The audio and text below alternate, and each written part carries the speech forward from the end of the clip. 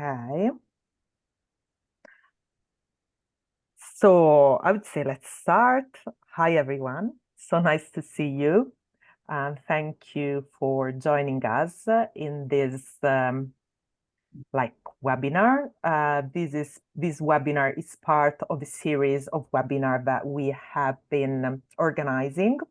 It's a joint organization, so it's an ECPA-SCRA webinar series, and the whole idea behind is to have conversations, choose topics that are relevant to our contemporary troubled times, and to invite to scholars, activists, practitioners who are linked to community psychology, one affiliated to a European university or institutions or organizations, whatever, because we also had activists and practitioners, so not just scholars, and one affiliated link to somehow a US kind of organizations, or North American, because in this case we have a Canadian with us, a person associated to a Canadian institutions, and to somehow to have conversations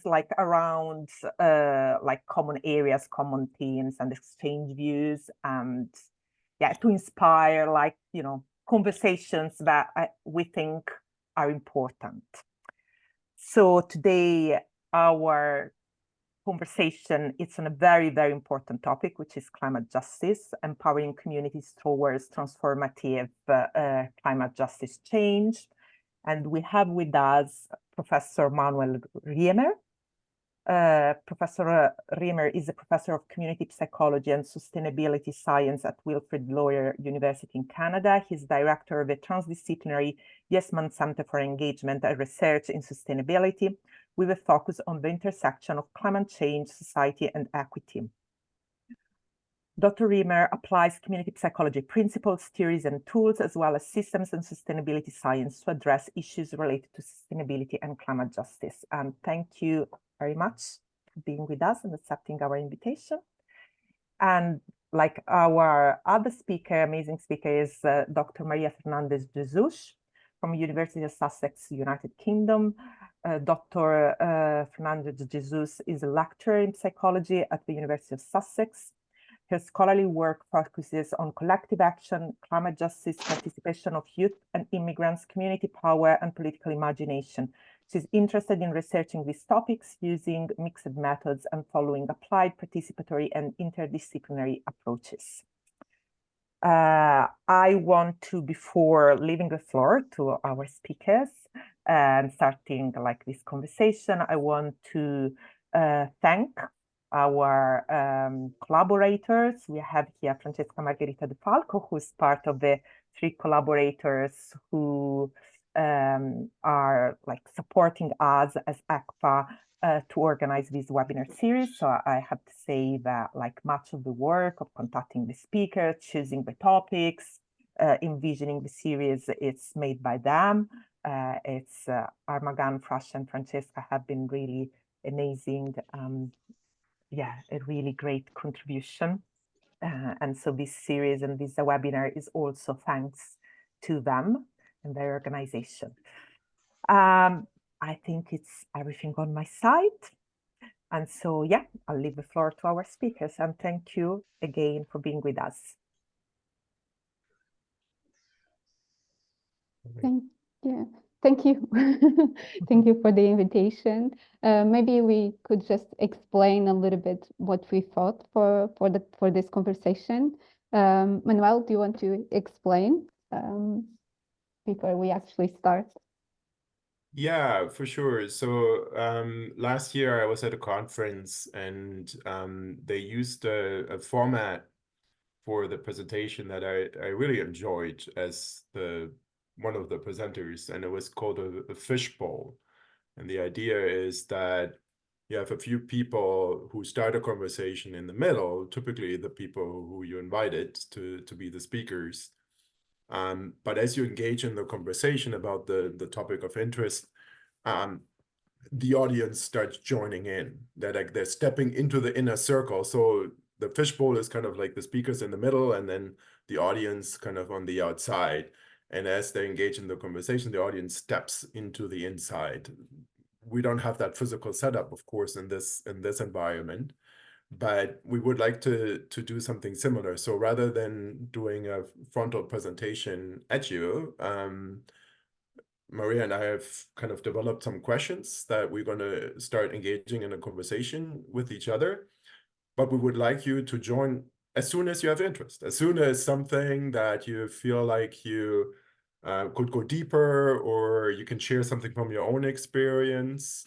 We would like to invite you to kind of just, you know, raise your hand or just kind of jump in and contribute to the conversation in a kind of interactive way. So don't wait until the very end to ask questions or to make contributions.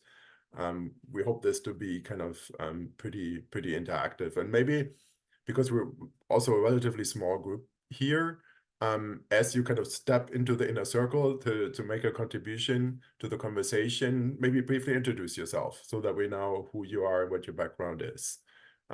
So that's, I hope that format works in this online environment, but we wanted to give it a try.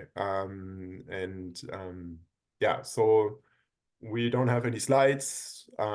We just have some questions and thoughts about these questions that we will engage in a conversation between Maria and I. And Maria and I are also collaborators on a climate justice related project. So we know each other before today.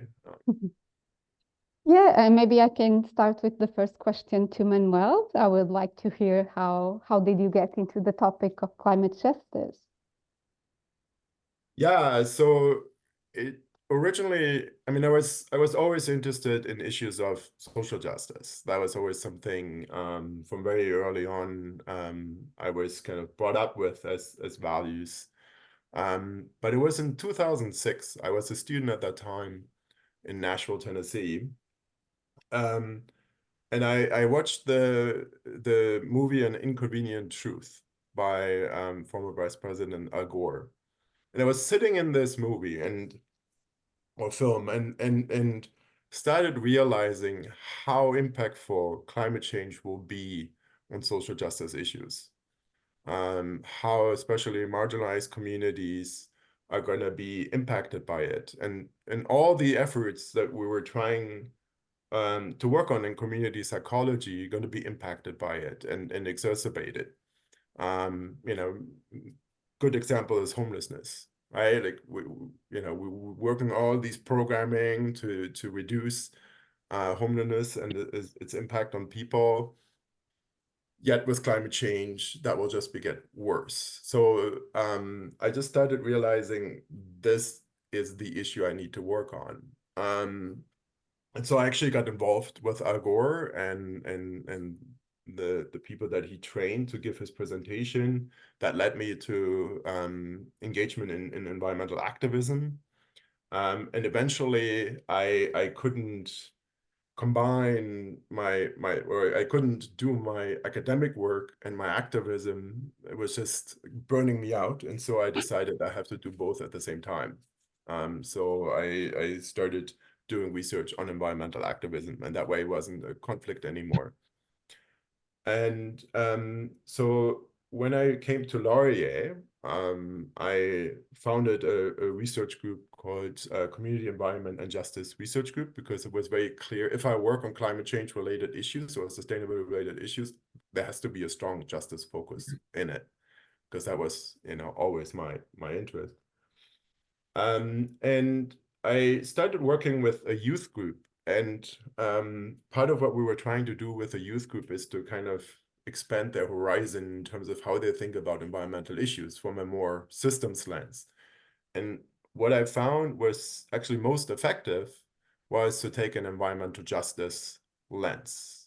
In all the different modules that we did with the youth, the environmental justice one had the most impact in terms of getting them engaged in environmental action. And so then I, continued doing work with youth around that. We expanded, this project to a more international level.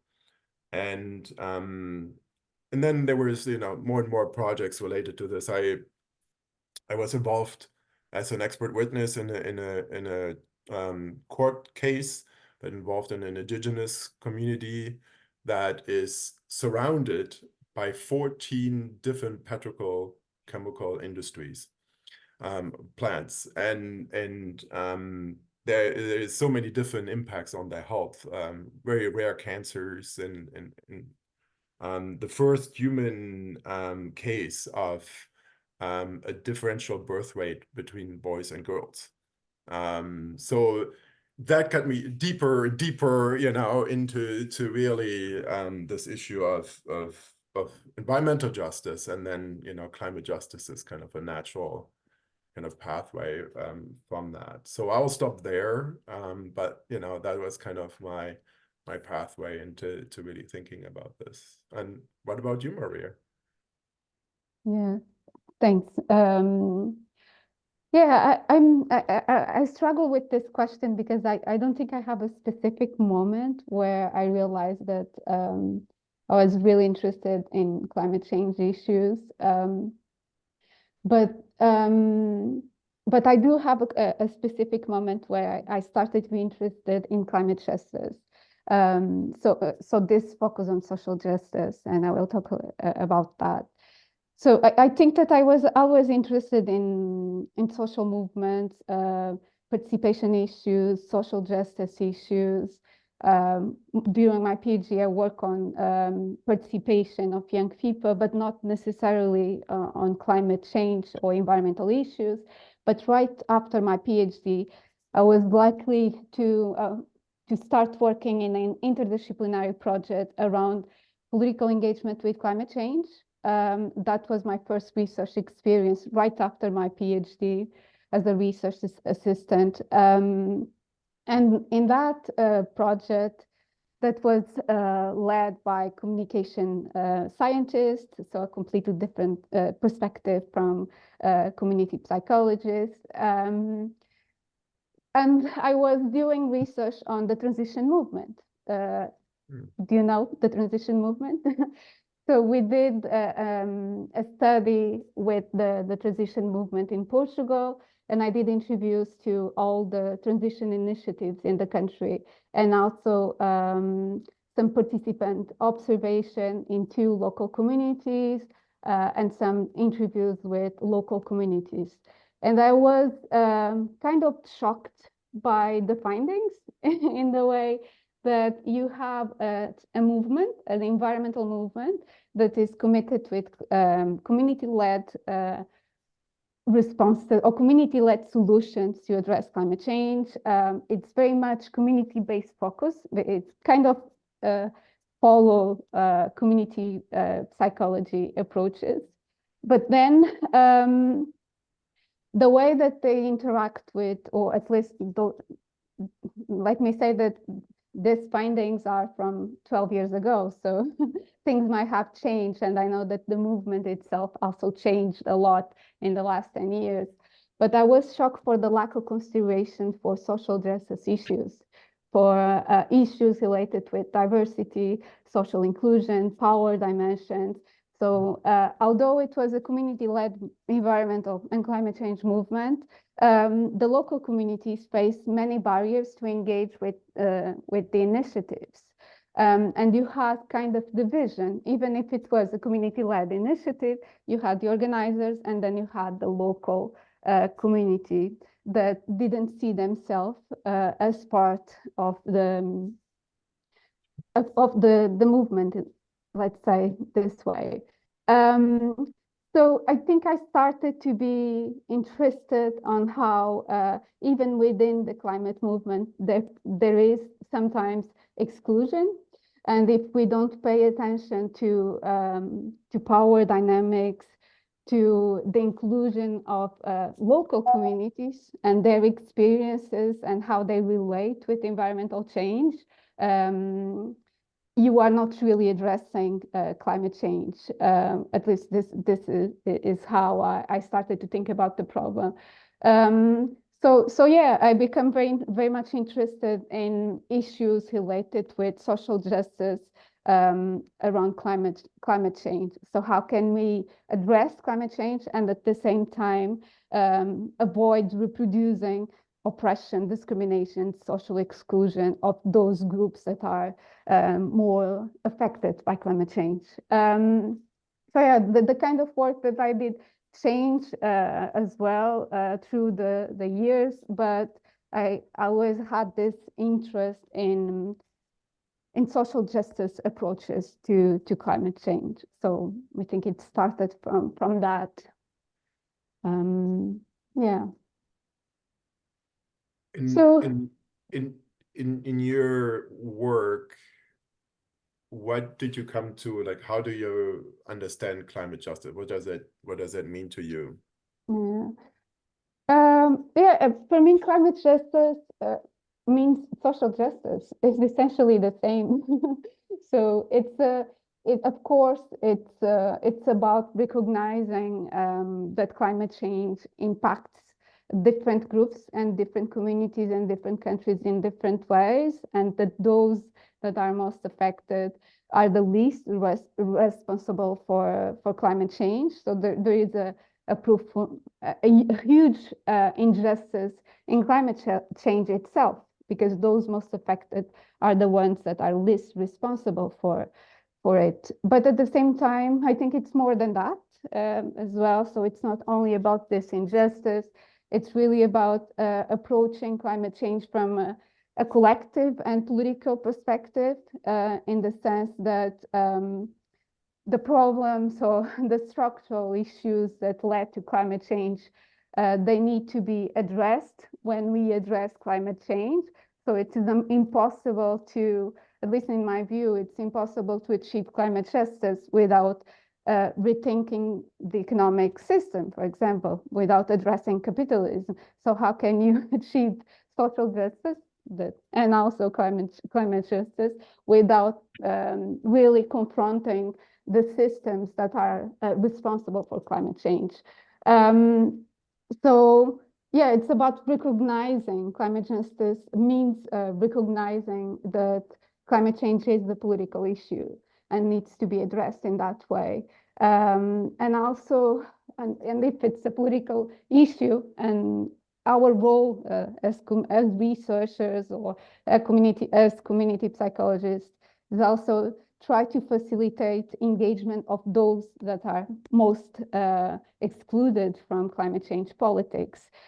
So climate justice for me also means engaging everyone in the discussion around climate change, and in the discussion, in the construction of alternatives. So it's about bringing and giving voice and power to those, especially those most affected by climate change.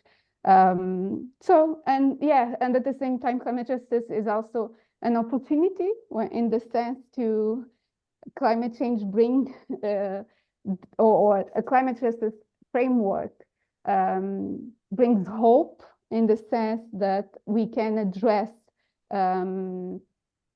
social exclusion, oppression, all those systems all those systems that contribute to the oppression of communities in a way that at the same time protect the planet. So it's combining those two things: is people, the planet, and also everyone, not only humans in that sense, but everyone that is part of our planet, including trees, animals, and all that. So, how about you? Yeah, I think, you know, part of climate justice is, to me, part of a bigger kind of understanding that, you know, especially recently I've come more and more to, and that is that climate change is not an isolated issue, but that it is, you know, interconnected with a lot of other social issues that we are dealing with, or and environmental issues. You know, there is this term that people now use to describe these kind of interconnected complex challenges, which is the polycrisis, right? and I very much, have gotten into that. So, and I think in terms of what you were talking about, in terms of people not really being included, I think sometimes it's an issue of just not creating the space and inviting people, but sometimes it's also that I find equity groups don't feel themselves represented in the issues that are being addressed in the climate movement. And I think that by looking, by using climate justice as a lens, it becomes more clear how they fit within that movement. And I have a colleague here in Canada who was specifically interested in figuring out how to better engage Black communities with climate issues. And what she found was that you really need to connect it to issues that are most upfront to them. Whether or not that is employment or housing injustice, or and if you're using this kind of climate justice lens, that's a lot easier to do. The other thing that I connect with climate justice is, we always talk about the differential impacts of climate change, and that's pretty obvious, when we talk about climate justice. But there is also an injustice in the way we address climate change. So the mitigative actions, and sometimes that's also referred to as sustainability justice or injustice, in the sense that some of the actions that we're taking as cities or nations are exacerbating, are making things worse for marginalized communities. So I give you one example. In our town, and there's other cities like Seattle, for example, in the US. They built a light rail transit, so a tram kind of system, to address both sustainability aspects as well as for economic development. It's attractive, right, as a way of transportation. Especially in the tech industry, like we are very tech oriented, like Google headquarters here, and while this might look good on the surface, we have more public transportation, more choices in public transportation, it actually led to a major displacement of lower income residents in the inner city core, where the light rail transit was built, because now along the light rail transit, all these high rises being built with expensive condo apartments for that nobody can afford, right, except for really wealthy tech people. So we see that again, like in Germany, my home country, with the energy transition. The energy prices went up, and they're disproportionately affected negatively people on the lower income side, right? So there's a lot of these things, like the way subsidies are done often benefit wealthy people who own a house or who can afford an electric vehicle, right? So there is a lot of injustices in the way that we're addressing climate change. So I think there's these two sides in the way that climate change itself impacts people, but also in the way that we taking climate actions. And I just wanted to mention, for those who joined us a little bit later, first of all, welcome. Great to have you here. And secondly, we're hoping for this to be a little bit more of an interactive session. So we're not just presenting or have slides or anything like that. We're actually inviting you to join in at any time. And this might be a good moment, if other people have thoughts about what their understanding of climate justice is, or want to respond to something that we said, maybe for clarification, or maybe have a different view on it, please jump in. And Francisca, it's great to see you doing that. So please go ahead. Yeah, I thank you to be here at this webinar, to be speakers. And then I'm thinking of something that is actually happening, and it's very strong in Naples in the last years. So I want to know your point of view about it. And it's about the relation with political engagement and climate justice, because there are very different kinds of social movements that really involves also young people, but they do very different actions. I think of Fridays for Future, I think of Extinction Rebellion or Ultima Generazione. They do the civil disobedience. They do occupations of institution. They put the paint on in the museums, and they are actually doing in Naples with other universities all around Europe. They're camping inside the universities. So I would really like to know what's your point of view on these social movements. Maria, you want to move first?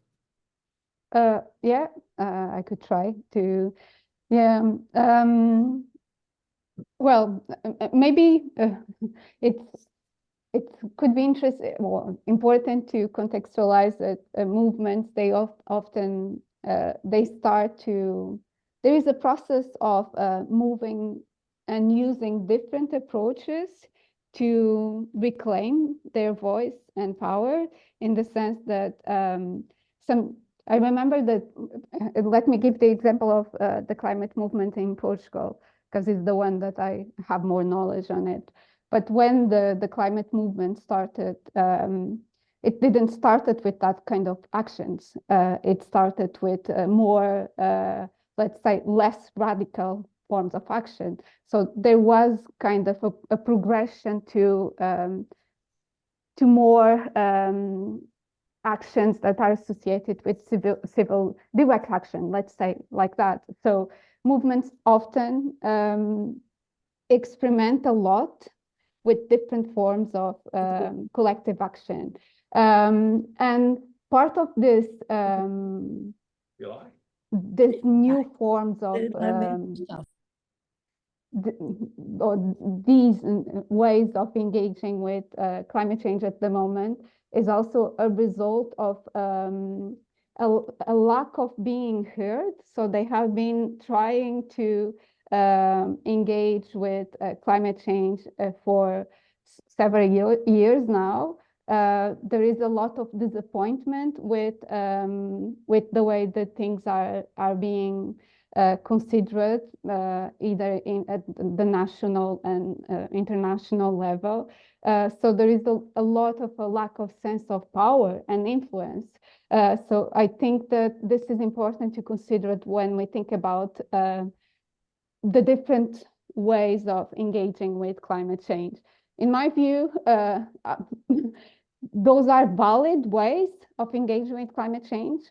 Sometimes, and there is many examples in history that shows that this kind of actions actually led to social change. So collective action led to social change, and especially civil disobedience forms of action. They are associated with social change. So I think, in my view, those are important ways of engaging with climate change, but they are not the only way of engaging with climate change. We also need to recognize that there is other ways of engaging with climate change. And even youth, they are engaging with many in different ways in local communities, building a community-led initiatives. Yeah, maybe I will just say that to address climate change, we need everyone involved, and we probably need all kind of forms of collective action. And sometimes we really need to confront the power with more radical ways. Yeah, I'm not sure, Manuel, if you want to say something else, or someone else. Yeah, I generally agree with what you have been saying, especially that we need a variety of approaches, right? Like the task of creating the social change that's necessary is so immense that, you know, we need to throw everything we have at it. And I think given the inappropriateness of the response from key decision makers, you know, if you look at the international summits, you know, often hugely disappointing outcomes. And then those outcomes are not even followed through at the national level afterwards, right? Mm-hmm. We are so behind on where we need to be. And, you know, in a lot of countries right now, we're seeing actually a backward movement rather than forward movement. So, you know, I understand, you know, the desperation that's sometimes behind the civil obedience actions. And I think the severity of the issue, in combination with the inappropriateness of the response and the lack of spaces for youth to be involved in political decision making, I think it makes a lot of sense to me that you know, youth would take those action, and I'm generally supportive of them. You know, there's always, of course, the individual risks that they take. And that's something important, but you know, you have to weigh that individual risk against the bigger risk of climate change and the crisis that comes with it. So yeah, I don't know, Francis, I would be interested to hear your take on it. So for me, I see that a lot of people around me, and even myself sometimes, they are scared of these actions. They feel scared. They feel like it's something that is not useful to the objective to promote climate justice and to raise awareness about the problem. But sometimes I also think that these people are really strongly politically engaged. So they feel empowered through their actions. They feel stronger, they feel together.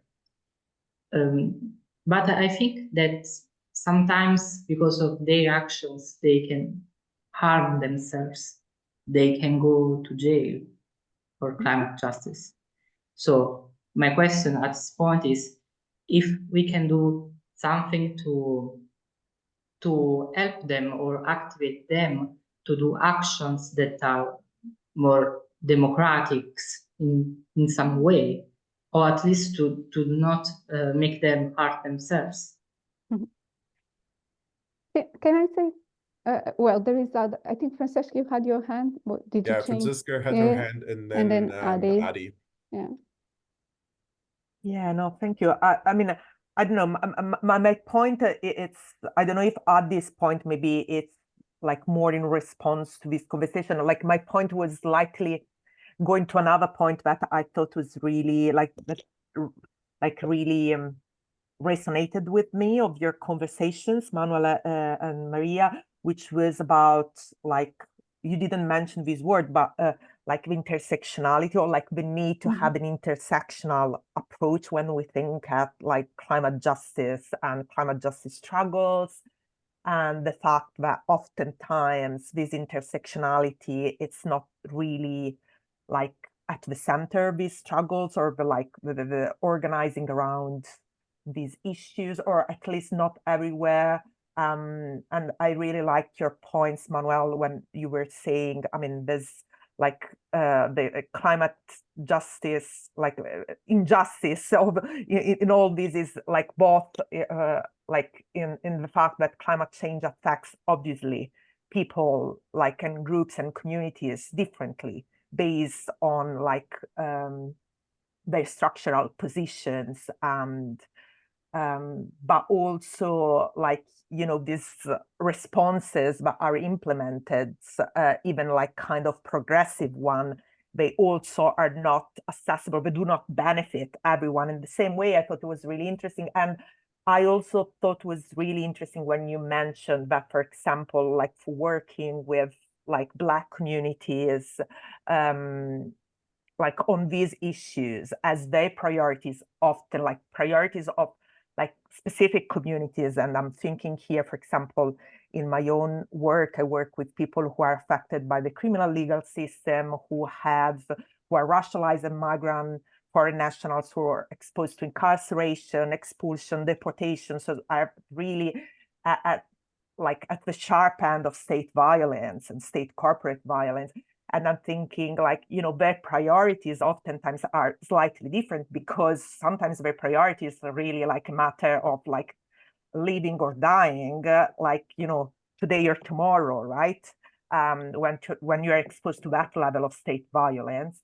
And I thought very interesting when you said, and so oftentimes, like, you know, like these communities are oftentimes excluded, you know, or not so present in these other struggles, no, in these other, and so I thought it was really interesting when you mentioned like working, for example, like, you know, with some more like these highly oppressed communities, for example, starting from their own priorities, right? And from their own priorities, trying to find like the connections, which are obviously there, but that sometimes are not so evident, no? And when you are in this urgency of, you know, like meeting basic needs and responding to this level of like violence, obviously it's more difficult than to, so yeah, I just thought it was really interesting, and I was curious if you wanted to expand on that, because I think it's really, really important. And so, yeah, that was my point, which diverts a little bit from like the kind of discussion we were having, but yeah. So I don't know if Adi, like their intervention was more linked to that specific conversation, but yeah, I just want to share. Yeah, thanks, Franziska. Why don't we hear what Adi wanted to say? We cannot hear you. Your microphone doesn't seem to work. You're unmuted, but your microphone doesn't seem to work.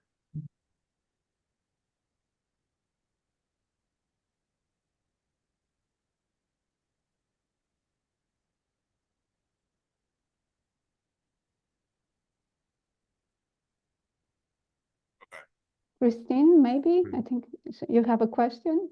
Do you want to go next?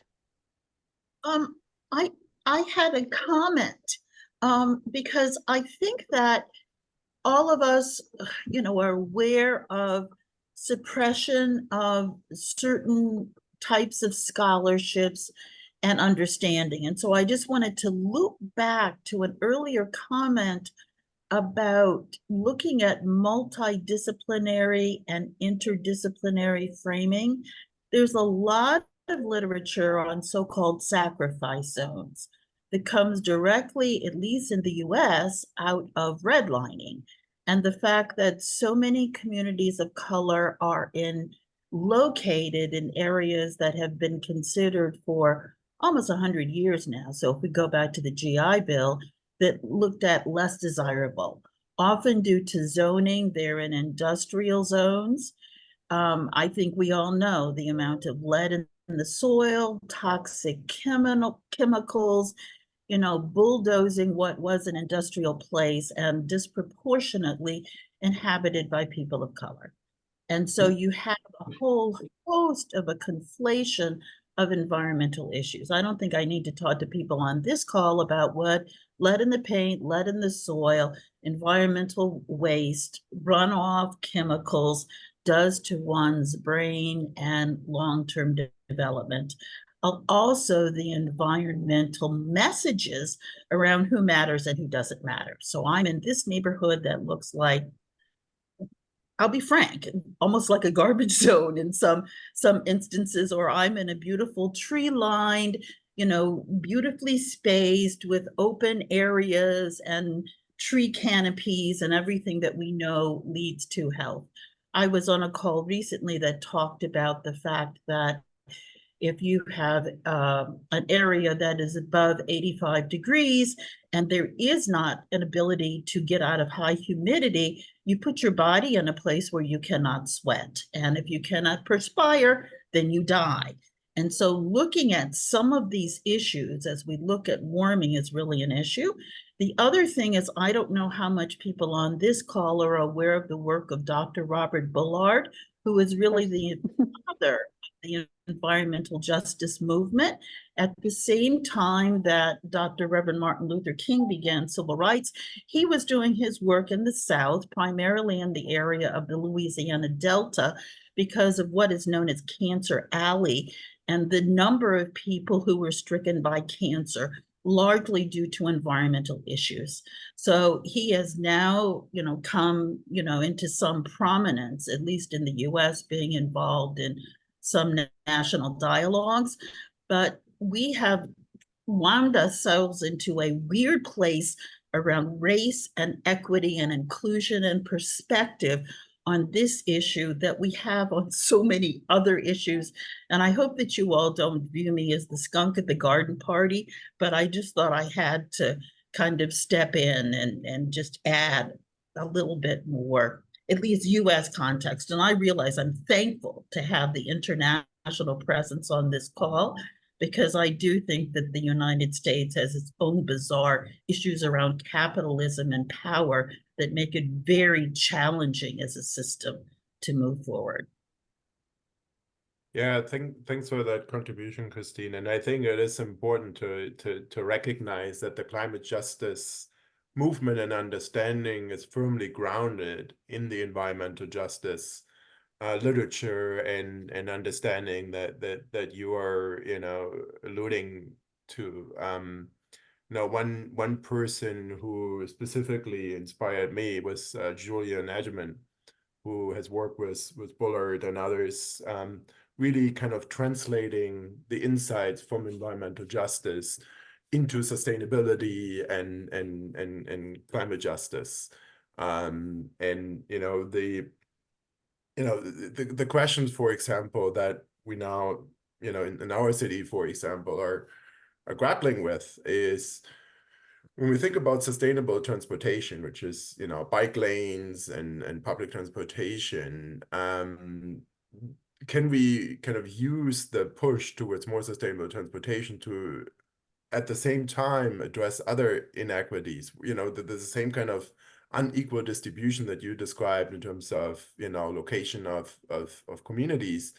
Also refers to where bike lanes are located. Often they are in wealthier areas, right? And access to public transportation is not always equally distributed. So can we use sustainability efforts to address climate change to also address some of these inequities,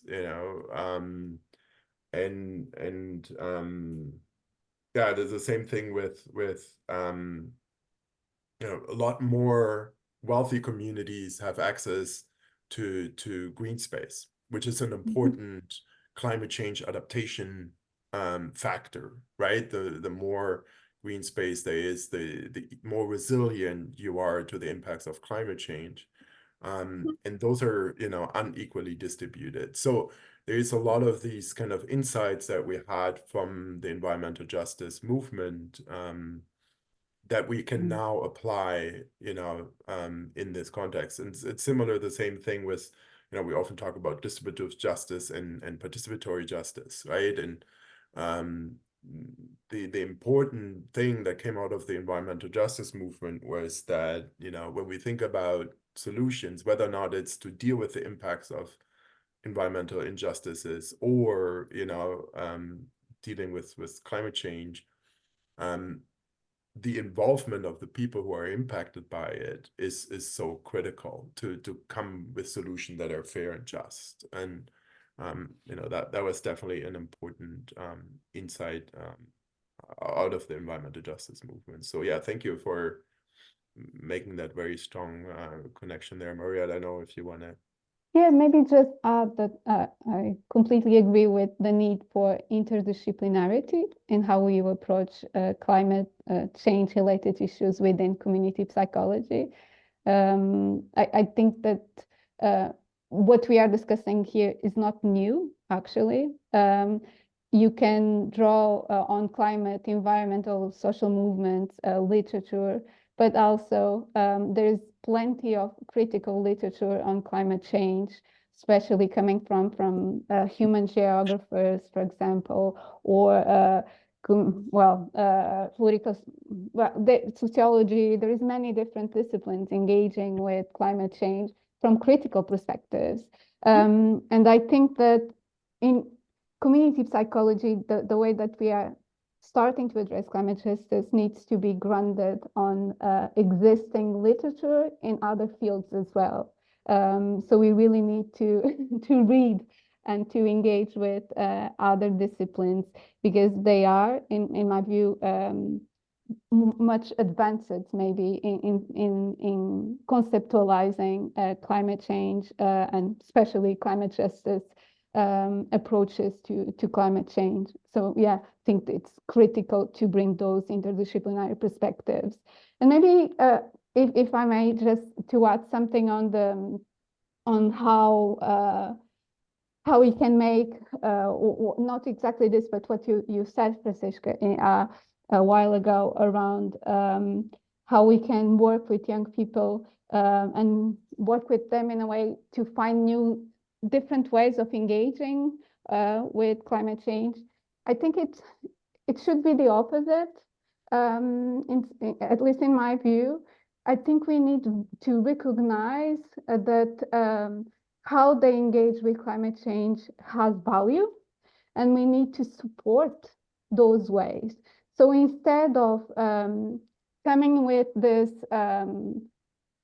perspective that there is a right way to engage with climate change or to be in the climate movement, we need to give recognition to the many different ways of engaging that people, groups, communities are bringing to the discussion. So I would ask the question in the opposite way. So how can we listen young people and give voice and power to their actions instead of trying to shape their forms of action to what we think that is a democratic way of engaging with climate change or other issues. And I have done a lot of work with young people, not only related with climate change, but always around participation. And this is one of the common findings in all the studies. Young people, they feel a lot of bias from adults. So there is this tendency to have predefined visions on how their engagement should be. And in my view, yeah, we need to be contesting that as well as researchers, as practitioners, and also as activists. We need to give space to the ways that they want to engage with climate change. Do we want to see if Ari can now share his point? Are you able to make it work? Everyone hear me now? Perfect. Oh, thank you. Sorry about that. That also means you couldn't hear me in the beginning when you said hello, so hello back. I'll introduce myself really quick. I'm Adi. I'm from Austria, and I work with Cornelia Ehmeyer in Stadtpsychologie.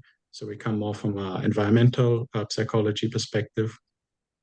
But what I wanted to ask to a previous point, and you brought it back to this a bit, how young people engage with climate change and climate justice and what the appropriate ways of disengagement is. And before it was said a bit that a lot of the approaches are more radical and civil disobedience, but compared to a lot of other political movements we see at the time or have seen in the past, the climate movement is comparatively peaceful. And comparatively, there is no radical part to the climate movement yet. But possibly some people are expecting that this might get worse in the future. But as of now, that the civil disobedience and the ways young people engage with climate change are peaceful. You don't see a lot of violent climate action. So I agree that for the current climate, we have a social climate that encouraging young people to live their climate justice and their ways of participation is actually very beneficial, because compared to many other forms, it seems to work without escalating at a rapid pace. Thank you. Yeah. Thanks. And it's really up to us too, right? Or the political decision maker to create constructive avenues for youth to have a voice, right? If that's not the case, then of course they will claim that space in other ways. And sometimes they are those spaces, or young people and activists, they construct their own spaces, but those spaces are not recognized by institutional power. So it's also about starting to recognize those alternatives that are being constructed by social movements, and give them more voices. Yeah, Miles, you wanted to say something? Thanks, Maria. I just wanted to jump in on that point because I think it's a really interesting one, you know, in terms of, you know, what the climate change movement is doing and how that relates to things in the past. And I was interested, someone earlier was talking about Seattle, and I've just finished a module with undergraduate students around psychology and social justice, and as part of that we were kind of talking about previous movements, and I just became very aware of the age gap and the historical memory, which maybe hasn't kind of been translated. I'm old enough to kind of remember the anti-globalization movements, you know, and the riots which took place in about 1999 at the World Trade Organization meetings. And what was interesting at the time was, you know, there really was a movement of movements at the time. It was bringing together globalization issues, environmental issues, racial justice issues. And I genuinely think kind of power felt threatened at the time by the level of activism which was being shown in the world. And I kind of assumed that this had seeped into the historical memory. But when I was talking to my students about this as part of my recent module, it of course became clear to me that some of those weren't even born then. And when I was talking to them, even Occupy, which for me is still relatively recent, they were going, that's something I vaguely kind of heard about. And so when I then started to talk to them about kind of the struggle for suffrage, you know, how you had both in combination the suffragettes and the suffragists, and they had different tactics, but it was that in combination with world wars and women's introduction into the workforce which actually brought about change. And then you combine that with the level of change that we need to see in terms of climate justice and the resistance of power to give us any of that. I just think it's interesting, kind of echoing what was just said, how little action we are actually seeing on the ground, and actually how we need to be directing more action, both to hold power to account, but also to make people aware that the only reason we are doing this is because power isn't giving us what we need. But of course, what we get pushed back against that is the media kind of going, well, let's demonize XR or let's demonize Just Stop Oil. Whereas actually they're trying to fight for everyone's future. I don't know if anyone's got any thoughts on that. Well, yes. Yeah, Right, Donata. okay, Donata. Yeah, I'm Donata Francescato. Here next to me is my husband, Bill, who's finished to write the book, who's going to publish now on how we can look at another way to wake people up to climate change needs by also meeting some of their needs. But Bill will explain to you later. For me, we were saying that some people know, but most people that are here don't know. Bill and I, in 2019, joined Friday for the Future. And we became the grandparents of Friday from Future because both Bill and I are 80-year-old. Me, I'm 80 and he's 81. And so they were very happy to see us for the reason you were saying before, because we listened to them. We went they meet every Monday, they discuss every Monday, they get angry every Monday more and more because nobody listens to them really, even if, because now with the war in Ukraine and the war in Gaza, Italy is putting more money in weapons on request of the, and so even if we got some money from the to make many progress, very, very interesting projects on climate change, we are now stopping some of them because they don't have the money for everything. And so this thing, priority is always given to weapons. And so they're angry about that now. But what I like to say is that they're very happy to have older people there. And we saw the difference with Maura Benedetti that does, like you, lots of programs in schools. She said that they really liked when there was, we went both online, Bill and I, when there was COVID, and both in presence in the school. The simple presence of a grandparent, kind person was interesting for them because they felt that their own parents did not really listen to them. And that is normal because teenagers always feel that. But to grandparents, they could tell stuff. So I agree that one of the important things the community psychology can do is work to do events that put together young people and older people. Also because in the future, these two groups are going to be the very vulnerable one. One, because the big old people, at least in Italy, won't have enough money to have, healthcare and support as much. And young people in Italy, they are already having problems in schools because, for instance, in Italy, there is still a large dropout out of school before 19. And there is lots of people who stay repeat classes. And so, and especially there's lots of bullyism, cyberbullyism.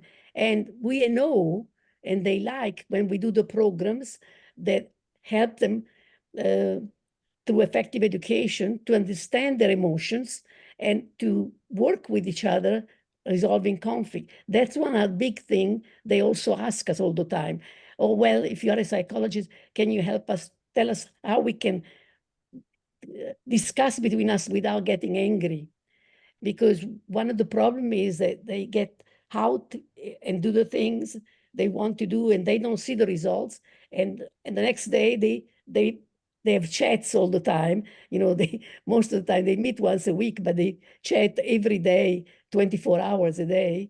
And they have problems because they don't feel they're doing enough. Actually, they're doing all they can. It's very complicated to do something more. But I wanted to give the word to Bill, as some ideas, a mathematician, what and why he has chosen another way. Would you? Well, I think they'll see you if you yes, come here. let me come into the screen a little bit. Well, basically, I think that we have to give also the message of all the opportunities that are coming about with our approach to climate change. And these opportunities, you know very well. I mean, it's a fact that solar energy, for example, costs less. It's free if you make an effort to have the collector on top of your house, and it's cost a lot less if you use heat pumps. And these are measures that, together with energy efficiency, that are available. I'm particularly concerned with U.S., and the book is for the U.S. environment, but naturally a lot of the things apply elsewhere. And so one of the approaches is to try to illustrate all the possible benefits in. We are also trying to create an ideal society. We're trying to create a society in which access to green areas is greater. We can plant trees. We can do a lot of things that are beneficial to our environment and to ourselves. And so I think it is important to identify these areas and to make people aware that that there are these very concrete things that can be beneficial to them, and also the idea of individual behavior is changing. I mean, we can do a lot of things as in the investment area. You can actually invest in developing countries that are confronting the problem of climate change, that you can give them a hand. And so what sometimes we tend to say, oh, well, the solution is not with the individual, but the individual and the family and the school space is enlarging. And it's important to make people aware of this. So that's one thing. Then the other thing is I come from Texas. I come from the oil industry, and I know I have had meetings, friendships with people that have really brought the climate disaster. So I know these people, and I know their efforts and their ruthlessness. And my other message is that they are putting so much effort through PACs and through, as you know, the history of the oil industry, through lying and through the large propagation, large campaigns of creating doubt, climate doubt. These people are very, very strong. And politically, I mean, I'm in agreement with everything that you have said about the multiple approaches, but I'm making another statement, is that I think that the environmental movement, the climate change movement, has to become more dominant. The people have to be, I'm not saying they have to be violent. I'm not saying that the only way is civil disobedience, but we have to try to find more dominant politicians. And by dominant politicians, I'm referring to people like Kennedy, like Johnson, and other people who were dominant. And I think that there has to be a level we listened to Greta because she was strong, because she refused to take the normal approach. And I'm afraid that in order to stop, we all are in agreement, we're behind. In order to get more, we have to be, politically speaking, more dominant. Okay, so those are two kind of opposing, but they're not really opposing ideas. They're two different ideas. Go ahead, Maria. No, I'm not sure if I have anything else to add, just to maybe, I was just thinking with in the last contributions that sometimes we still think about climate change as something that is happening in the future or will be affected. But the fact is that climate change is already happening. So it's not something that it will happen. And I'm thinking about even, I agree that when you say that some groups have other priorities, but at the same time, climate change is a priority in the sense that it's something that we cannot avoid, and is affecting everything. So, and it's increasing, as we said in the beginning, is increasing social injustice, and will continue to do that if we don't address climate change in a structured way now. So I think that what I'm trying to say is that this sense of urgency, this is really a key issue. in the present, because it's already affecting countries, communities, everywhere. We might see it a little bit less, but if you are, as many of you mentioned, if you are from a or a marginalized community, or you do face climate and environmental injustice every day, as you mentioned. So it's really something that needs to be recognized as something of the present, not the future. Yeah, I'm not sure if this is connected, but I was thinking about this need to bring the present to the discussion as well, what we can do to address climate change now. This might be an interesting segue to another question that we have prepared, Maria, and so I'll ask you that question, and I think this is something that everybody can also to kind of contribute to, is the question, you know, what do we have to offer as community psychologists? Like what can community psychology contribute to addressing climate justice, in your view? Yeah, I think that there is a obvious answer there in terms of our approach to issues, our community-based approach. And I think that community psychologists are good with that, in taking community-based approaches. And climate change is something, although it's global, it has global and local impacts, but it's something that needs to be addressed at the community level. So we really need to bring communities to the discussion. Communities needs to be involved in climate change issues. So I think the lens on the community level is really important.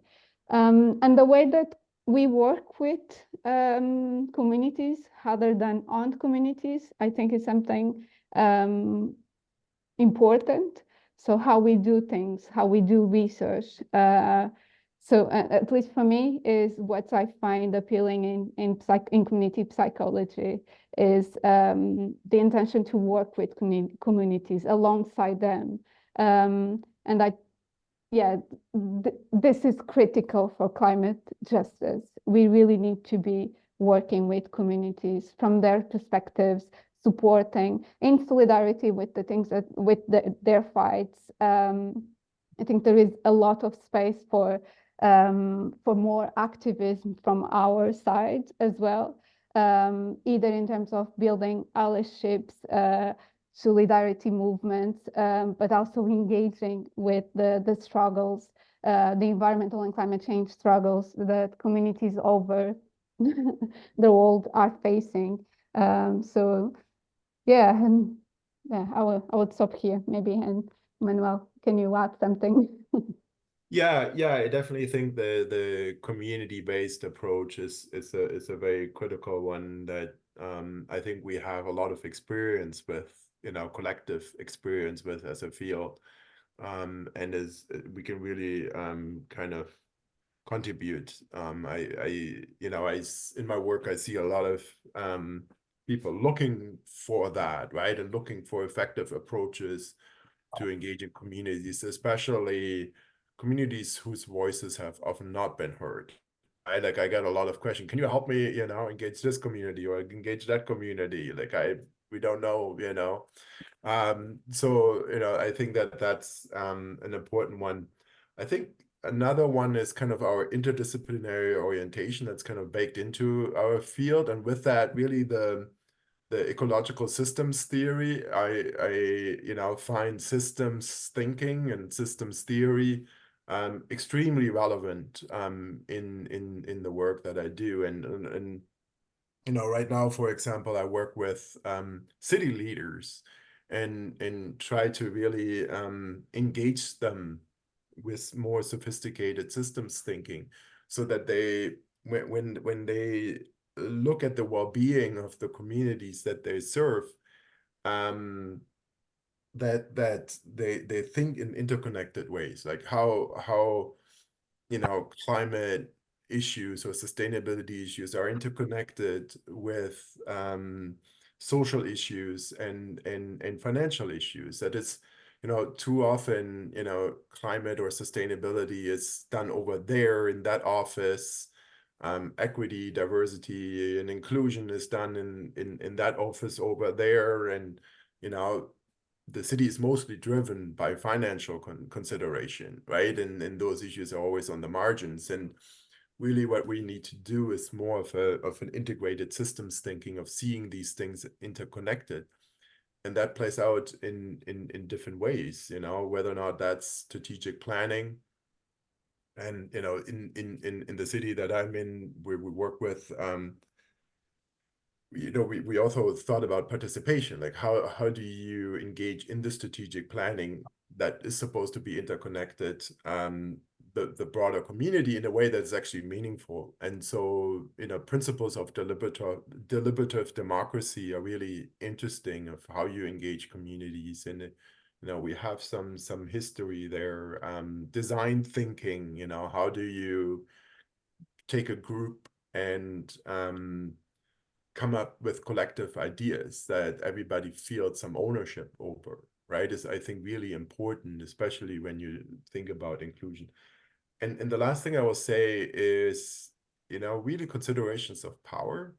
I think in a lot of these decision-making processes, in the way the impacts play out, power plays a really important role. And we have been thinking about the role of power and how it plays out. And then maybe the final thing is psychology itself, right? Like, there is a lot of individual consideration, but it's important to not individualize the issues, right? But to take that psychological perspective, but take the community psychology way of thinking about these issues in context and in relationships. So yeah, I would be curious to see what other people think, if there's other ways you see our field kind of contributing to the climate movement.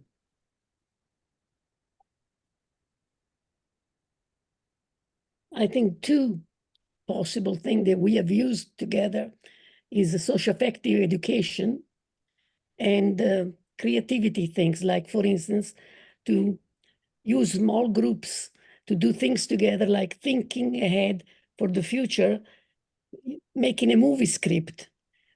People all different get together in half an hour and try to imagine how they really want the community, what should be in it, etc.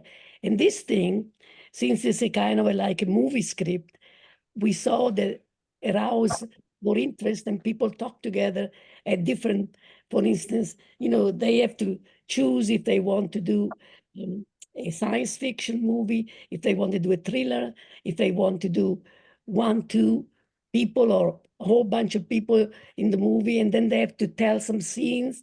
And this creativity in group is very interesting, because doing the group movie, they already have to try to think how they can put together all these things you were talking about now, or how to put together, the financial part with the ethical part, with the other part, and to take in consideration the difference in the people. What comes out very clearly is a huge difference between city center, where, conditions are a little better than, at least in Italy, than the periphery, where there are lots of problems because the people are poorer, because they're less educated, because they live, like she was saying before, in an environment where they have many, many more problems of bad air and bad water. Or, for instance, where places like junkies pose there, and so these movies, in the movies, is a way to help people express themselves together, because they have to come up. See, you can also divide them in 3 groups. They come up with 3 movies. And so the same group, the different kind of group, you can have them talk finally about why living in the center or living in the periphery or living in the province makes different problems available or non-available to reach. And I think using creativity and using why effective means that in all the experience we have done up to now is about 20 years we're doing education in schools. We found that emotions about climate change are actually very interesting. It's not people who are most afraid that will go and do something. Is sometimes the people who are most enraged, they will go and do something. But at other time, the most important thing, that is to tie them together. They have to have a hope. They have to feel enough empowerment inside themselves to be able to foresee that they can have some choice, some hope. Without hope, they don't move. And this has been, 20 years I have followed different groups, and the capacity for us, that's why we invented the movie script, because the movie script allows people not to have, it's very difficult, I found, for me, but for other younger people when we work with, to come up with solutions. They just think justly that somebody above them should do it. But when they think about movie scripts, since they live with movies and see lots of movies and are very good with, now what's different in this generation is they build, for the first time, they build things to be shown. See, before we just had things that people did for us as professional. Now, almost everybody with a little telephone can do small movies. And so they are much sophisticated now. And they love to go to do movies. Some of them, in fact, not only find the movie script, but they want to do, and they go around and do little movies to show what their movie should be. And I think animating them this way, taking advantage of the thing in which they are better than us, that is their capacity to, with all the internet and everything else. This also is interesting because sometimes they do, the world like they would like it to be, and they show the things, and they contribute in that way. And doing that, I found, was one of the things that a psychologist can help. That means creating a common feeling, or from despair moving to hope. And I think that's very important.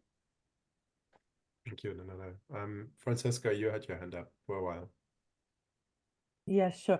Thank you. I will be very brief. And I was thinking that another important action that I think it's common, that like particularly those of us who have the privilege of having academic affiliation should really engage into, and it applies to like these issues, these struggles, like climate justice struggles, but also, for example, to migrant justice struggles and racial justice struggles. It's really like to campaign like inside university institutions, which is something that we often leave out of the picture. So we talk about like how so many like companies or so many groups kind of contribute to climate change, climate injustice, but we don't look at our own universities and how they are also contributing and complicit in climate injustice. So there are very good examples. There's an organizing group called People and Planet, and they train, they build the capacity for like people within academic context, both students, but also like academic staff, to start campaigning and pushing the universities to disinvest from fossil fuel industry, sorry. And like, yeah, also like recently they started, I know them well because they also started the campaign to divest borders, because universities are also complicit in arms industries, they are complicit in border industry. So I think that's something we should really put our efforts into. Christine, do you want to go next? Yes, I think this question about the research and on the psychology of people and how they look at climate change, climate justice implications is really interesting, particularly if we begin to disaggregate data.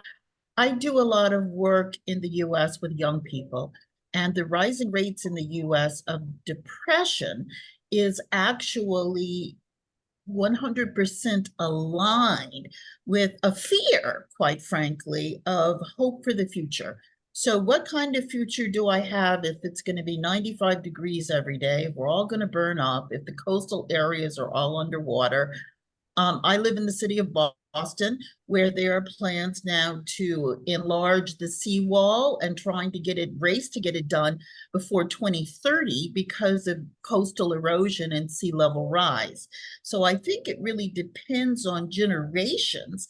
There is this notion that people in older generations won't be here, in 20, 30 years, in all likelihood, and that the younger generation is quite frankly going to have to pay an exorbitant price of their lives, really, to address the failures, I will use that word, of the older generation. So I think this whole area around psychologically how we look at this, our future orientation, a sense of hope, possibility, everything else, is a really interesting question for this particular group. And I think that they're very different findings in disaggregating according to age, race, culture, class, and geography. So I think it's a real fascinating conversation, because if you need people to have a sense of concern to motivate them to move, some populations want to move yesterday and other populations are like, why bother? Just a thought. Yeah, no, I think it's a really important point. And I work with a lot of young people, and a lot of them express this fear of the future. And there is a rise in what is now called eco anxiety, or eco emotions, eco rage. In a recent survey here in Canada, 64% of young people express an impact on their mental health in terms of fear of the future. That's huge, right? And schools are not really prepped to deal with that. And what we have found, I have a PhD student, Jennifer, who's looking into this issue from a community psychology lens. And a lot of the existing literature and approaches to dealing with these eco emotions are very individualized. And even the term eco anxiety is somewhat misleading, because it makes it as if it's an individual issue. It's a very justified fear of the future. It's very real, right? Like, it's not something that they just make up in their own heads. And so I think this is another way that community psychology can really make a contribution, by shifting the conversation about that, and thinking about a community psychology approach that is more grounded in the real contextual factors that are contributing to this. The lack of the feeling of powerlessness, not having actually access to power and having a voice, the feeling the adult decision makers are just failing them, right? Like, these are very real things, and that needs to be addressed, and at the same time, when young people get engaged, and this is something that Maria and I are now starting to work on more, is there is a risk of burnout and a negative impact of actually being engaged. There is some research that shows that being engaged in action, in theory, can be a positive thing to deal with negative impacts of environmental stressors. But it can also take a turn where it actually becomes worse, because you're more aware of the issues, and you're putting your whole self into it, and there's this issue of burnout. And so this is, I think, another thing that we can think about as community psychologists. How do we support young people in their environmental causes by thinking about collective care and communities of care and things like that. Yeah, I'll leave it there. Yeah, just like I completely agree with you, and I think that's part of the support that you all need to give to the movement, to the youth. I would also like to remind you that depending how you look at the statistics, about a third of the persons interviewed at the world level are indifferent. They're indifferent to climate change. And then another group, if you put them together, are mildly, you don't know really how concerned, they're mildly concerned. You don't know really how operative that mildly concerned, if they really do anything about climate change or not. So you have a large percentage of the population, particularly also in rich countries, that are indifferent. And this also is a real problem. I mean, how do we convince these people to get on the bandwagon if it's around 50% of the population? Yeah, it's an important question, and happy to talk more about it. Francesca, do you have a... Yes, I'm thinking of this because, as I said before at the beginning, some action can be felt as very scary from people that are indifferent to the climate change. So I think that's the point really is to help people to contact each other and understand each other and listen to the narratives and create some dimensions of respect of each other. Because I've listened about campaigning and creativity. I think that the other way that we can work is about language, how to design together a language of respect for nature, or maybe also to work with spaces to engage community in regenerating the spaces that make people feel more connected to each other, but also feel more connected to nature, to the green in a city.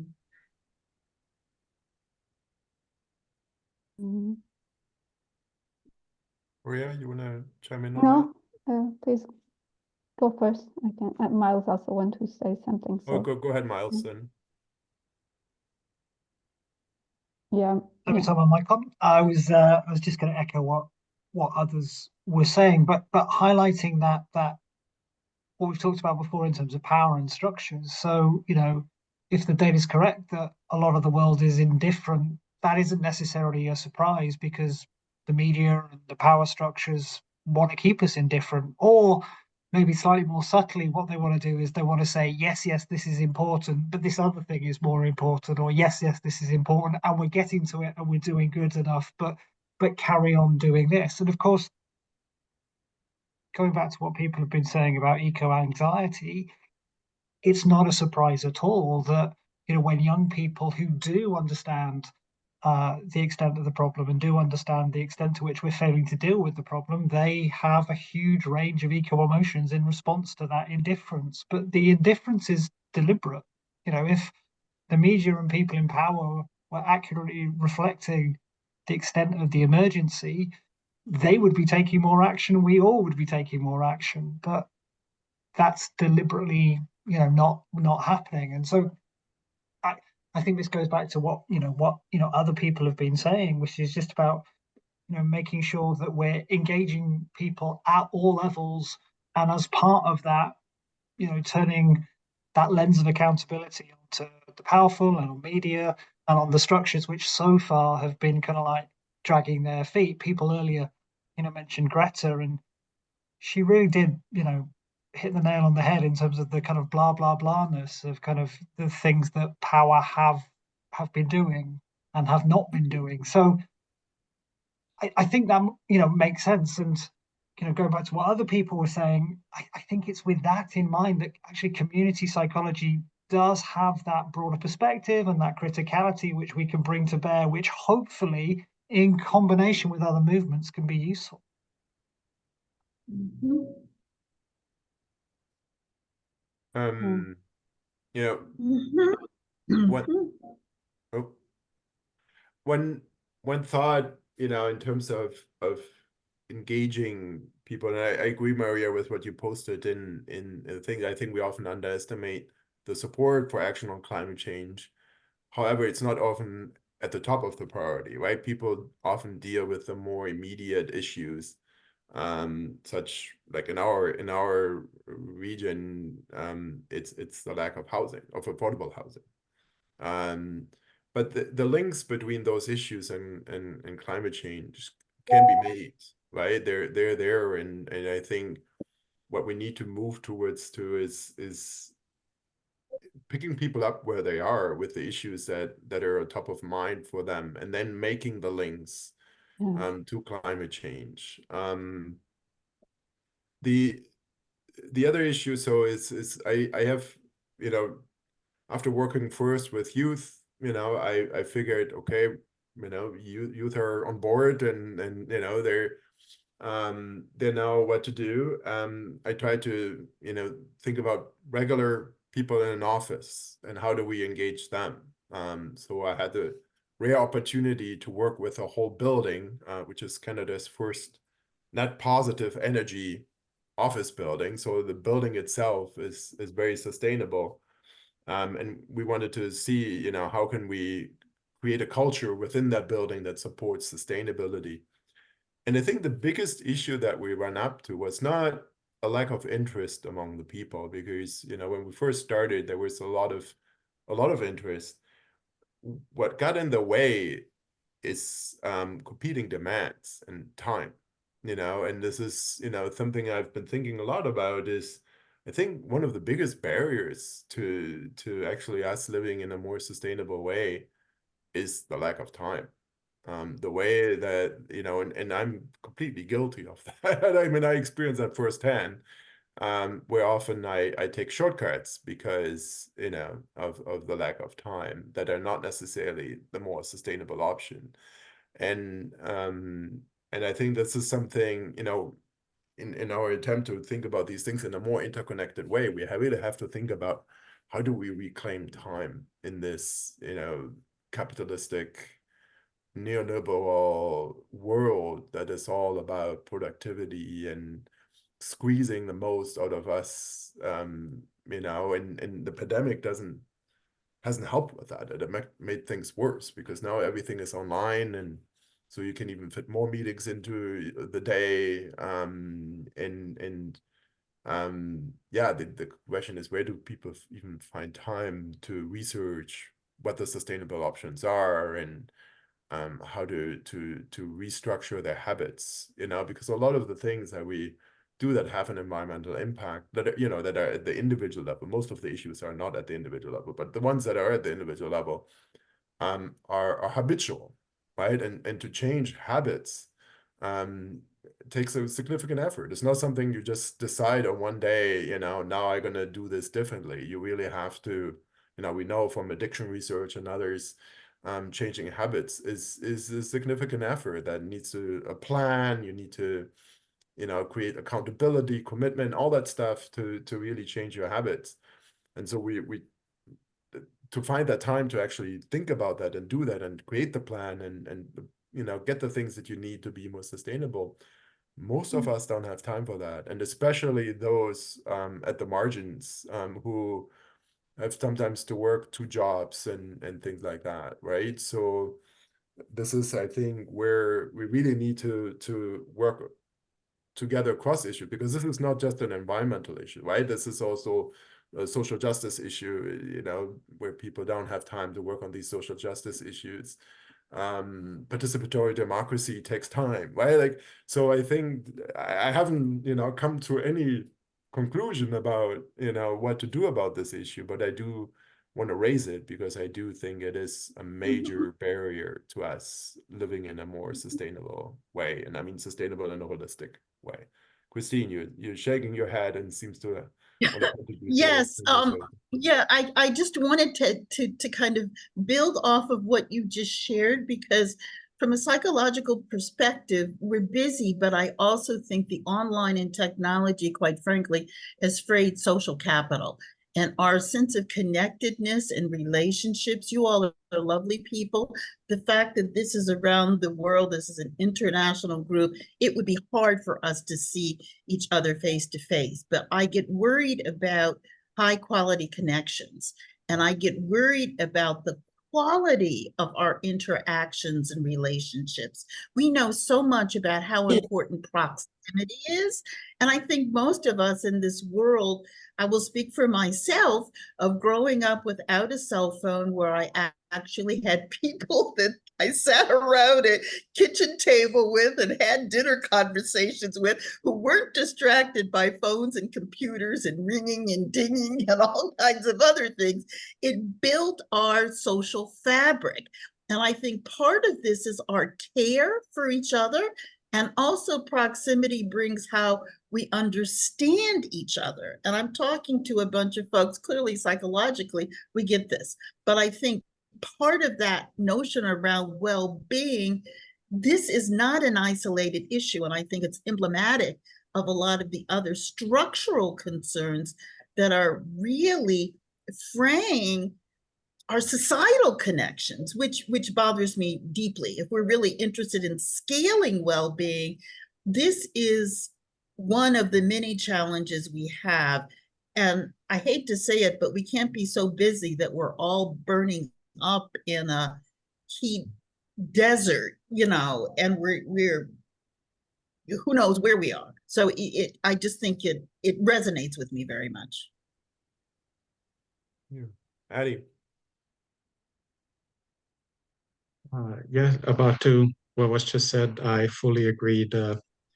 We've got all these new digital technologies pushing us towards that, and everyone, I think, working in the field has felt how difficult it is now with big topic AI popping up to still have some relevance in the climate change discussion.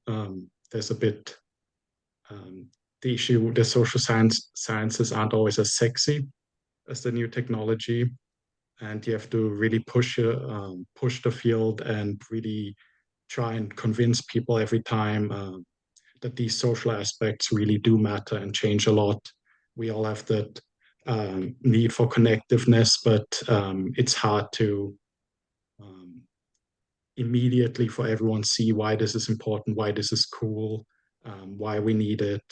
And I think there needs to be a lot of collective approach that makes us realize we live in this digital but also physical world, what's happening to the physical world.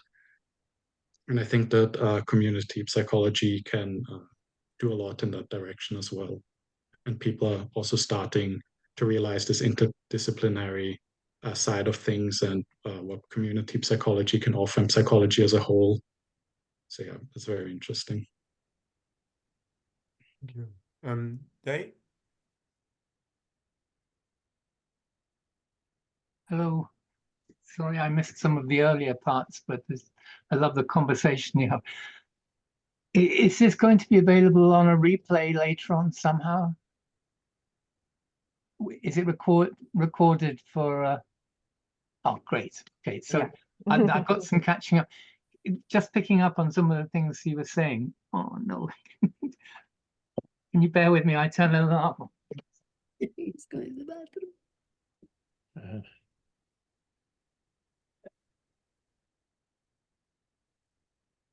Sorry, that's my ecological curry cooking. I'm a work psychologist, and I'm thinking of some of the questions you've got here. And I'm just wondering what very basic coping and personal development tools I would work with individuals in personal development and workplace settings, and how they may or may not transfer into the environmental issues that you're talking about. And issues which over the years have seemed very important to me.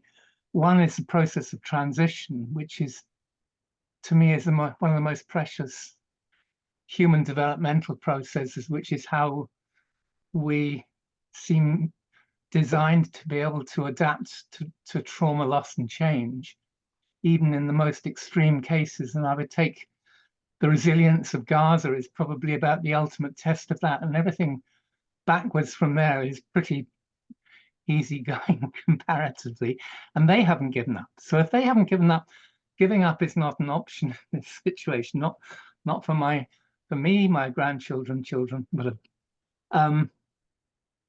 but in transition, a lot of people can get stuck in transition, and that one of the stages is, it's easy if it kicks off with a traumatic event, which it does in some of these climate emergency events. Each climate emergency is potentially a massive learning and change opportunity for the people directly affected in that region and area. And it will be fascinating from a research point of view to follow up after a major flood or a storm disaster or wildfires in British Columbia and see how did attitudes to environmental matters change in the subsequent 6, 12, 18 months, because I think that may be could be the prototype pioneers for other communities. If one of the coping mechanisms is usually denial, and when you were saying earlier about people who are indifferent might, in another term, mean people who are just stuck in a denial because the situation they're seeing is too big for them to comprehend, and therefore they stay trapped in an incomplete adaptation situation. How do you give them agency to get out of that and to move on again? One of the things that I moved from transition, but the tools work with my clients, whether you're dealing with a person or a community, organization or a community. The tools are fractals and they scale. So you've got the issue of control, to me, is very important, or agency, however you like to name it. And one of the things I often say with clients is having options gives you back power. Even if you're a prisoner in a prison cell, you've got an option to carry on or to give in, even in the most difficult situations. And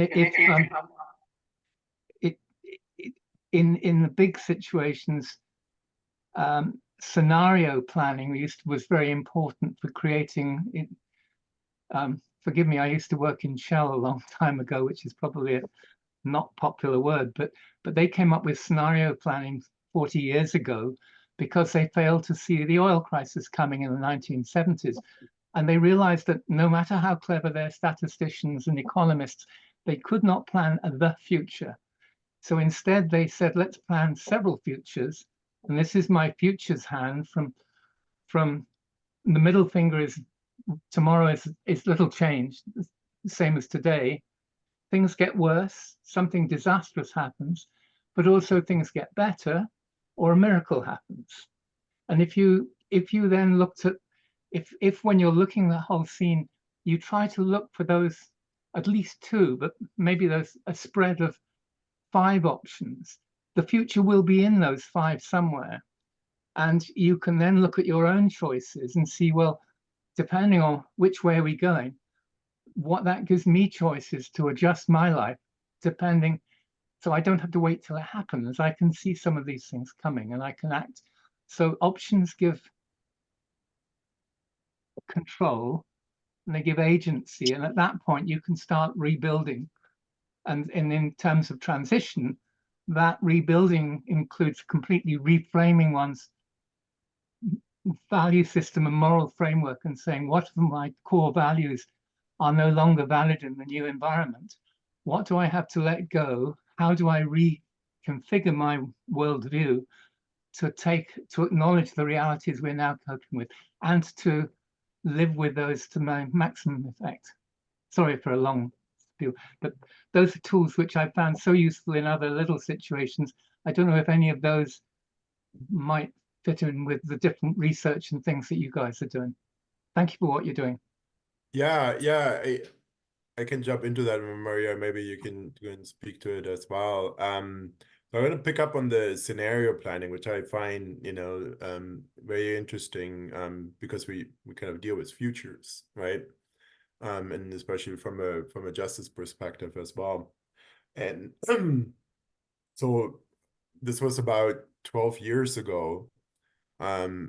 With a colleague, we did a study on people experiencing homelessness and their vulnerability to climate change in our region. And as part of our knowledge mobilization, we did scenario planning with key decision makers and community and others, and we had 3 dimensions, right? When you do scenario planning, you typically have like different dimensions that go in one direction or the other. And so our 3 dimensions were climate change is getting worse or getting better.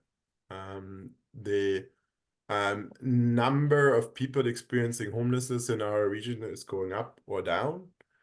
And then the third one was the number of services that we found in our research help people to cope with the impact of weather will either increase or go down.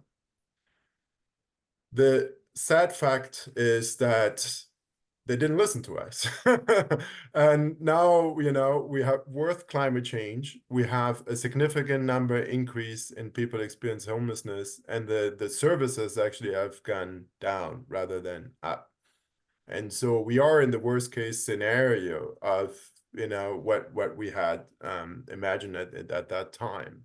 So it didn't really do much what it should have. But more recently, we worked with our city on the strategic planning and helped them kind of develop a visioning process that also used different scenarios in what's called strategic foresight.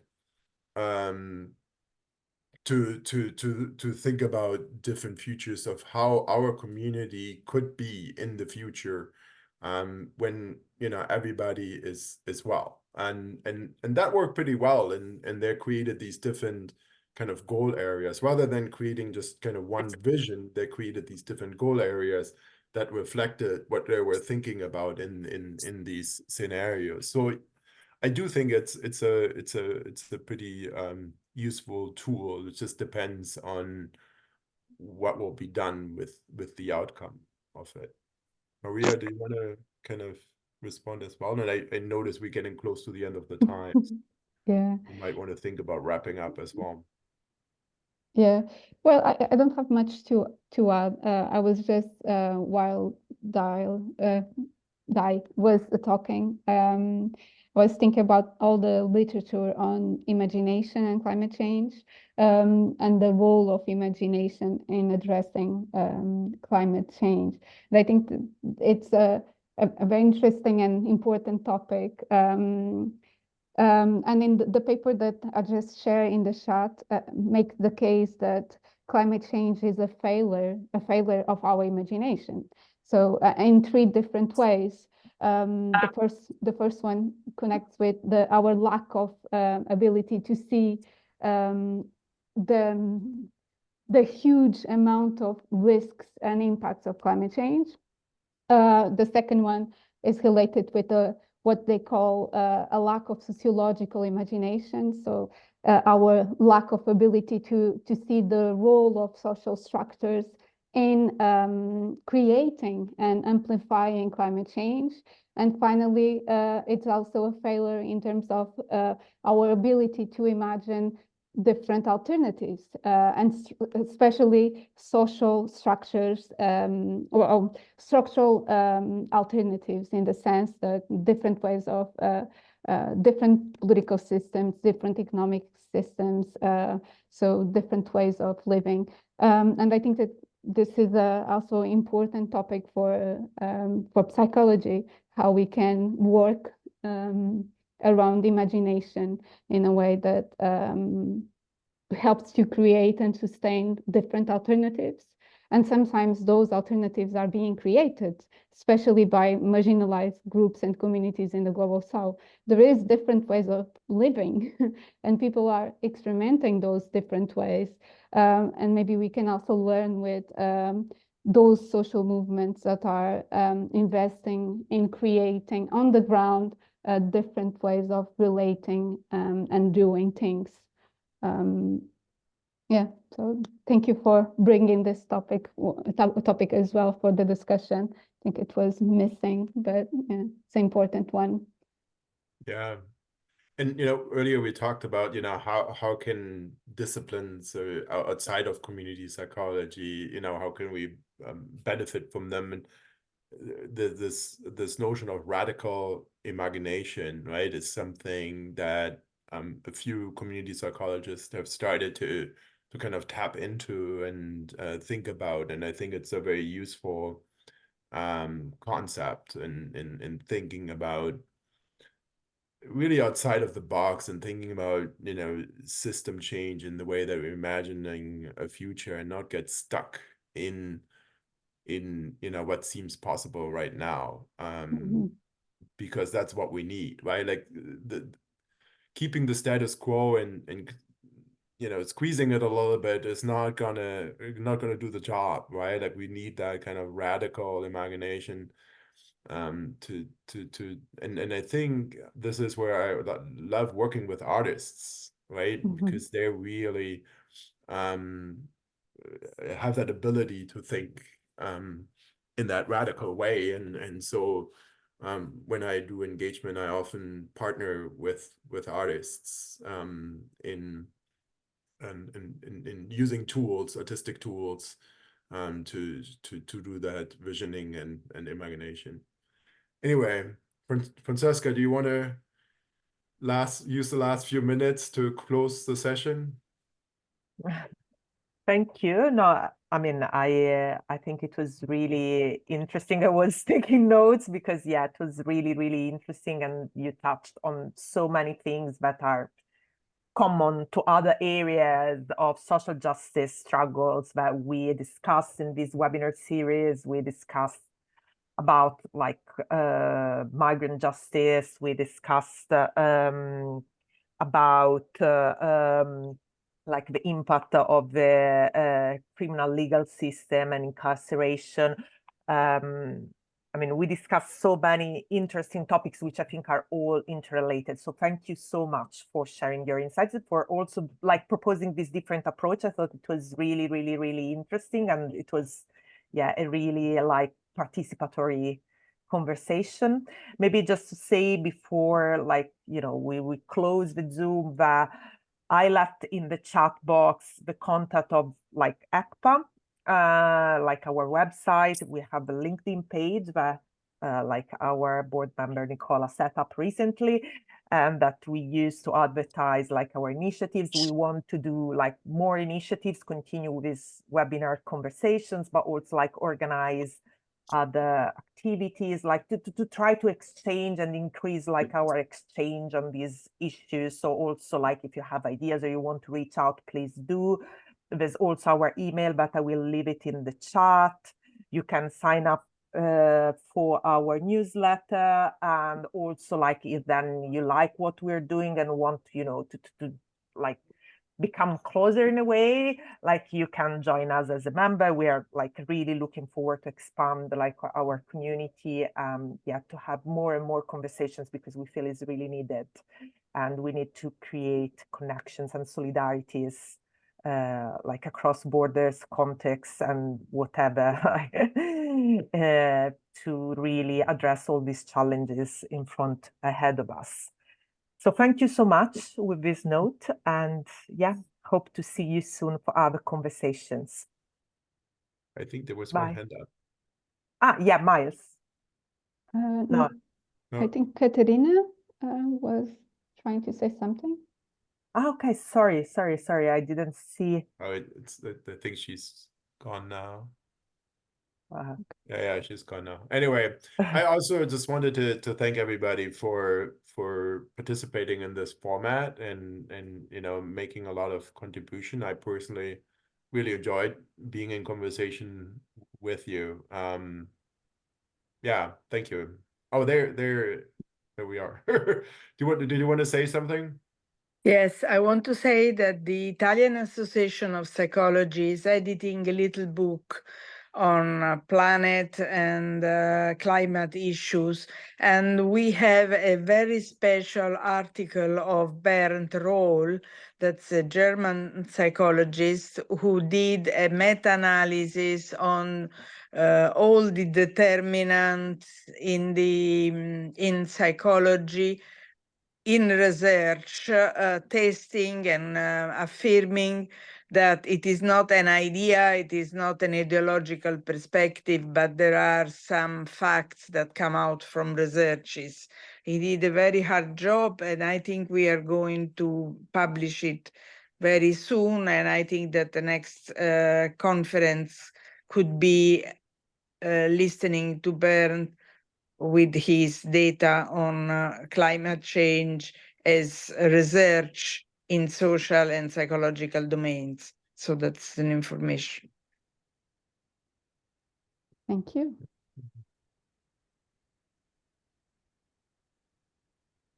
Maria, do you want to say anything maybe before? just thank you also for the engaging conversation. I personally found it more interesting to have this interaction. So yeah, thank you everyone to align with the idea of a participatory webinar yeah, thanks. Yeah, thank you so much.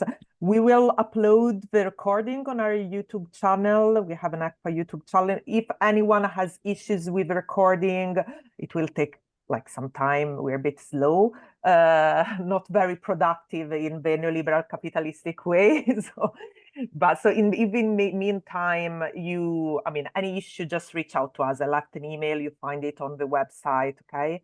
Yeah. So that's a possibility for reaching out if anyone has issues with that. And thank you again to everyone, particularly to Manuel and Maria for being with us today. And yeah, hope to have other opportunities to continue this conversation. Thank you. Thank you. Bye, everybody. Thank you.